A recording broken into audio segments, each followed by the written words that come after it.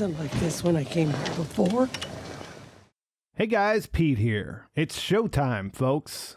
We're here to talk about Nippy, the 10th episode in Better Call Saul's final season, and this video will contain spoilers if you haven't watched it yet. This was an episode where I experienced so many different things during this trip back to Omaha. As a person who pays as much attention to this series as a person can, I came in with some expectations. Because the last episode worked as a conclusion to the Jimmy McGill timeline, it seemed like anything was possible. Almost anything except what we actually got. With 3 episodes left to go, I would have never guessed that we might see a conclusion to Gene's problem with Jeff the cab driver. That seemed like it was all set up for the end of the series, and yet here we are. This made for a situation where I added my own additional layer of tension on top of what I was watching on the screen. As it went on, I kept expecting some big shift to happen. Was it going to turn back to color? Would we get one of those quick cuts and be right back in the Breaking Bad timeline? After all, didn't they say that Jesse and Walt were going to come back in this episode? Something felt off in this beautifully shot story of a scammer operating at the top of his game. It dripped unease, and it wasn't so much of a question of why am I watching this, but maybe something more like why am I watching this now? It turned out to be a great way for the creators to toy with those expectations I mentioned earlier. And I wouldn't say that it was a satisfying episode because it did leave me wanting more, but it was a fun break from all the heaviness we experienced in the past few episodes, and it left me fascinated about what might come next. The last time we saw Gene Takavic was in the Season 5 premiere that aired way back on February 23rd, 2020. In the previous season, he had been identified by Jeff the cab driver, who picked him up from the hospital after he fainted on his shift managing the Cinnabon. The paranoia they built up over each of his brief appearances in the series boiled over when Jeff returned to the mall and looked Gene up. His secret was out, and he thought about running again, but changed his mind telling Ed to disappear that he would fix it himself. That's exactly what he does in Nippy. His plan starts with him earning the confidence of Jeff's mother, who is played by the legendary Carol Burnett. There's a quick sequence at the grocery store that hints that she might be more formidable than her son, which might turn out to be important later. I'll come back around to that. But then we see Gene pull off some of his Jimmy McGill magic. He puts some snow on Marion's path so she'll get stuck in a place where she'll notice the missing posters he's hanging up for his dog Nippy. The story opens the door to her accepting his help and gives him the chance to snip the wires on her scooter when he pushes it. That leads to him helping her all the way home, and they're sharing stories and schnapps by the time Jeffy gets there. He has to sit through an uncomfortable dinner before he can get Gene alone and try to get the upper hand back. It's already too late though. Just as Gene threw his story about Sammy Hagar back in his face, he uses the way that things played out against him. Jeff hasn't turned him in or tried to blackmail him yet, so Gene offers him something better, a chance to get in the game. He sells it by saying it's about knowing all the angles, putting it all on the line and winning. And you watch the change on Jeffy's face as he's reeled in. I guess I should mention that this is a different actor playing Jeff. They did have to recast this role because the original actor Don Harvey was under contract with We Own This City at the same time. The portrayal is a little different, but I think the new actor, Pat Healy, did a great job. If you're really having a hard time with it, maybe just think about the dynamic of him being around his mother because she seems like she runs things in that house.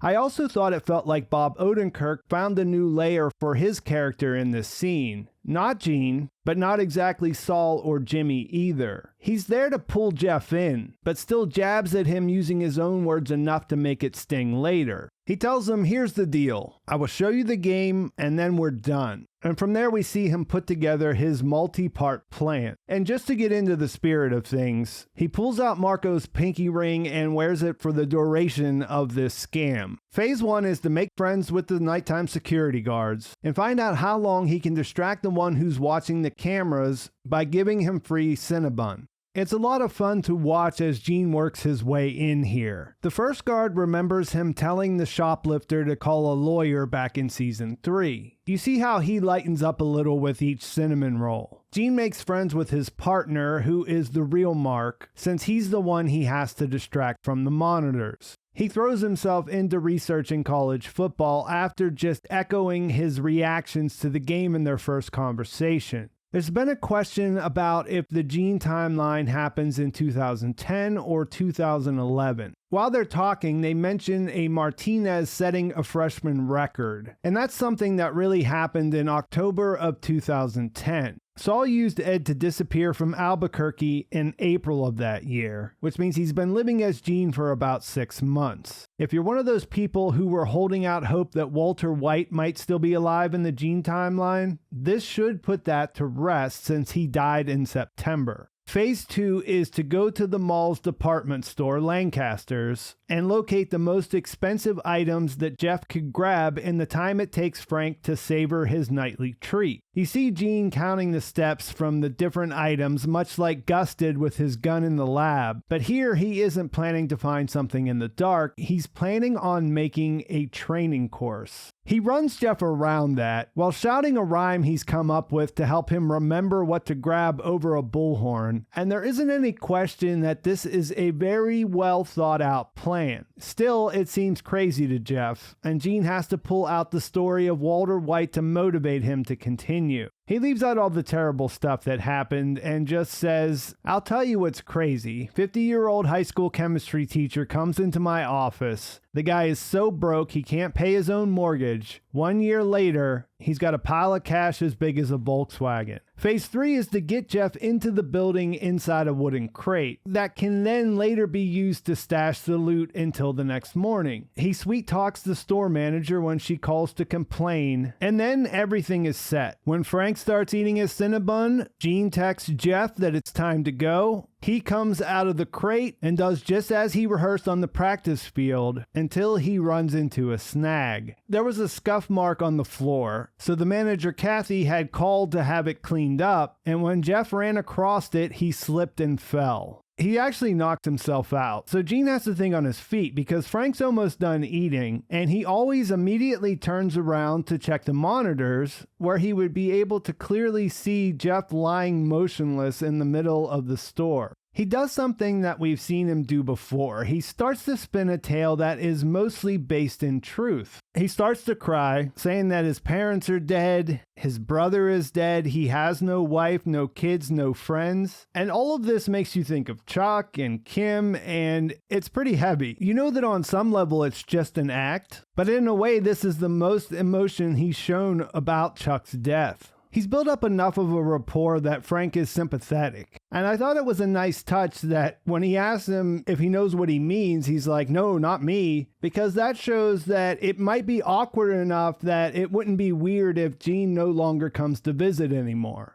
It works long enough to give Jeff time to get up and to go hide in the bathroom until the morning. We see him sneak out as the delivery worker comes to pick up the crate, and it looks like they're gonna get away with it.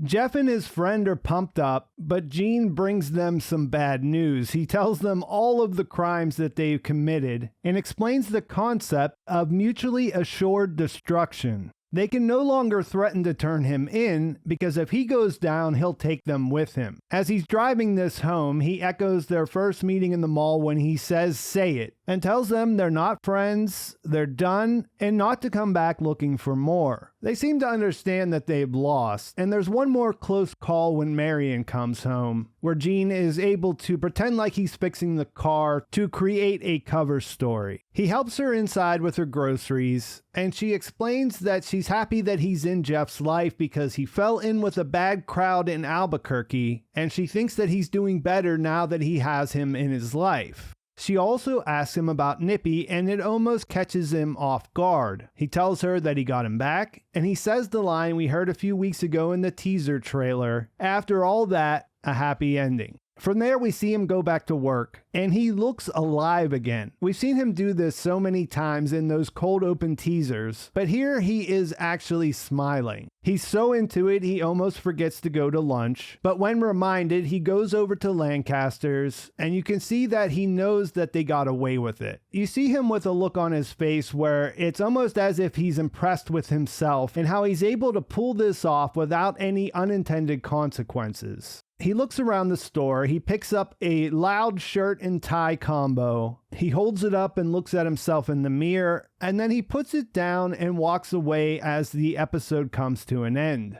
So my initial thought was that even though this is a great episode of Better Call Saul that continued to deliver the inevitable in a way we couldn't quite predict, I was so perplexed that he pulled everything off that it almost seemed like there was something missing. As I went back and rewatched to put these notes together, knowing what would happen, it stood out just how true to what we've seen for 6 seasons this was. It may have been in black and white, and we may have gotten the answer to how he'd take down Jeff. But what's more exciting is that feeling of not knowing what comes next. We heard most of the remaining sound bites from those mid-season break teaser trailers. We got a classic scam, quite a few laughs, a nice split-screen montage, and enough references to reward us for paying attention that it almost seemed like a reset. But if that's the case, seriously, where do we go from here? This isn't how I would choose to end Gene's story, but it could certainly feel like an ending if we didn't know there were 3 more episodes. There are 2 choices that stand out to me here. The first is that he got away with the scam and out from under Jeff clean. In my last couple of videos, I've been talking about addiction as it relates to Jimmy and Kim and their scamming. In sobriety, they say the drink or drug that will take you down is the one you get away with because that gives you the false sense that you don't need to abstain. Even though it remains in black and white, it's almost like you can see the color come back into his life at the end. But then he puts the Saul-esque clothes down and walks away. This episode shows that he'll never be happy as Gene, but also hasn't slipped completely into his old ways either. That could mean that he'll take on a brand new persona, but I'm not sure what problem he needs to solve other than he's living a boring paranoid life, and there's not much he can do about the second part of that. Restraint isn't an option, it's necessary. So if he can have a taste and walk away from it, what does that say about his character at this point in the story? The other decision that stood out was to cast Carol Burnett as Jeff's overbearing but ultimately harmless mother. It would be fine if that was all they asked her to do. Watching her spit out the Wisconsin extra sharp cheddar that had writer-producer Tom Schnauz's name attached to it was one of many great little moments. But I don't know, because in that final scene in the kitchen, I kept expecting her to turn on Gene. It would be hilarious if she tried to turn his life upside down for what he did to her Jeffy. There could be an epic showdown there to end the series. The 2 actors were great working together, so it feels like there's more potential there if they decided to go that route. This is all informed by the fact that I think making him face what he's done makes the most sense for the character's ending. I've wanted to believe that there was some Jimmy still inside there after the events of Breaking Bad, and this episode showed that at least the part where he can make people like him when he needs to is there. If the good parts are there too, then there's a chance at redemption. But it seems like it has to come via a reckoning of the harm he caused and looking at some of the things that he's kept buried. Could Marion force him to move in that direction if she makes his life complicated? Does it make more sense for it to be something related to Kim? And how will Walt and Jesse making an appearance fit in? These are great questions to have because this is the only show that I can imagine putting me in a place to absolutely have no idea. At the end of the day, it feels like a flex because it seems like they had an idea that was so good that they thought this was the best way to go about it, and I want to know what that is. I can't wait to find out, and I think that is a good place to leave things. Join us for the live stream on Tuesday night at 9 p.m. Eastern Time. We'll get into more of what we're thinking about after we had a little bit of time. Let me know in the comments what you thought about this episode, where you think things are going. What stood out to you the most? Was it Marion? Was it Jimmy shedding a tear while he was talking about Chuck? Or was it seeing him put the clothes back up on the rack and walk away? Please like this video if you enjoyed it. Please subscribe to my channel if you haven't already. And thanks for watching. I'll talk to you soon.